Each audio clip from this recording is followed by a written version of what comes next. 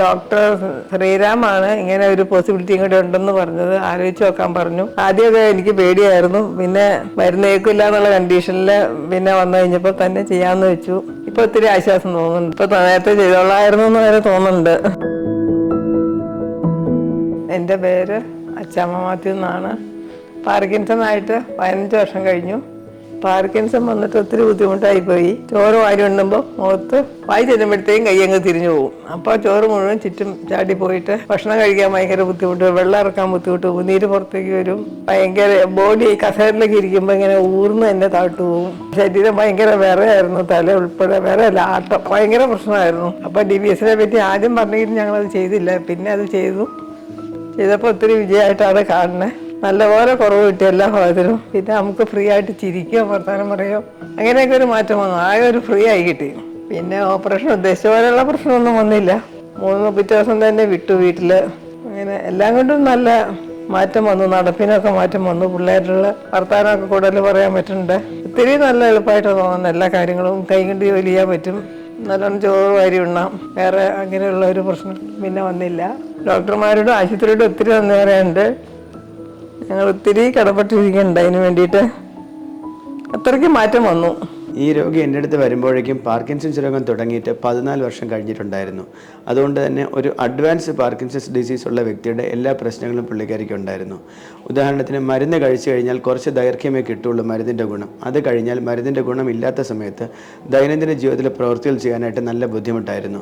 അപ്പോഴേക്കും പരസഹായം വേണ്ടി വന്നിരുന്നു. അതോടൊപ്പം തന്നെ രോഗം മൂർച്ഛിക്കുമ്പോൾ കാണുന്ന പുളച്ചിൽ എന്ന സൈഡ് എഫക്റ്റ്, ലീവോഡോപ്പ് എന്ന മരുന്നിൻ്റെ സൈഡ് എഫക്റ്റ് ആണത്. അതും ആ രോഗിക്കുണ്ടായിരുന്നു.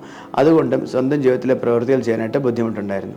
ഇങ്ങനെയുള്ള അവസരത്തിൽ മരുന്നുകളുടെ പരിമിതി വരുമ്പോഴേക്കും മരുന്നുകൾ കൊണ്ട് മാത്രം ഒരു വ്യക്തിക്ക് മുന്നോട്ട് പോകാൻ പറ്റാതെ വരുമ്പോഴാണ് ഡീപ് ബ്രെയിൻ സ്റ്റിമുലേഷൻ ശസ്ത്രക്രിയ ചെയ്യുന്നത്. ഡീപ് ബ്രെയിൻ സ്റ്റിമുലേഷനോട് ചെയ്യുന്നത് എന്താണെന്ന് വെച്ച് കഴിഞ്ഞാൽ തലച്ചോറിലെ 2 വശത്തേക്കും 2 വയറുകൾ ഇറക്കി വെച്ച് അതിനെ വയറുകൾ വഴി ഒരു ബാറ്ററിയോട് കണക്ട് ചെയ്യും. ഒരു പേസ് മേക്കറായി അത് പ്രവർത്തിക്കുകയും ചെയ്യുന്നു.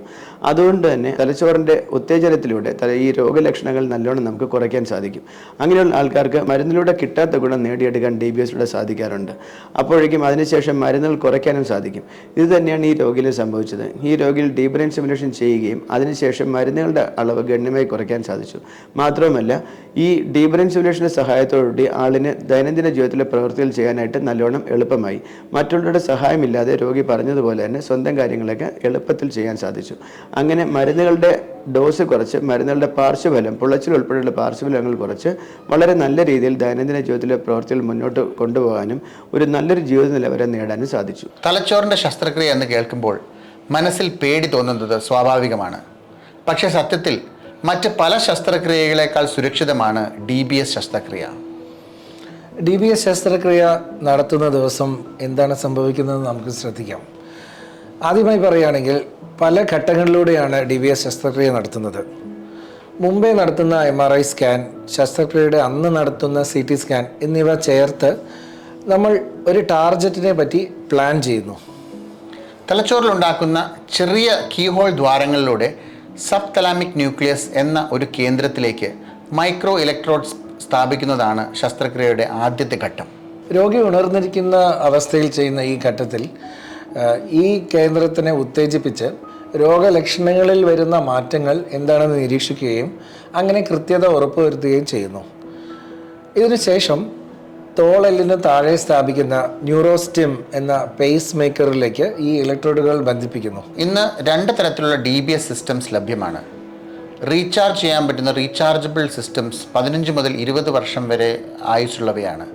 അതേസമയം റീചാർജ് ചെയ്യാൻ പറ്റാത്ത സ്ഥിരമായുള്ള ബാറ്ററീസ് 5 മുതൽ 7 വർഷം വരെ ആയുസ്സുള്ള ബാറ്ററികളാണ്.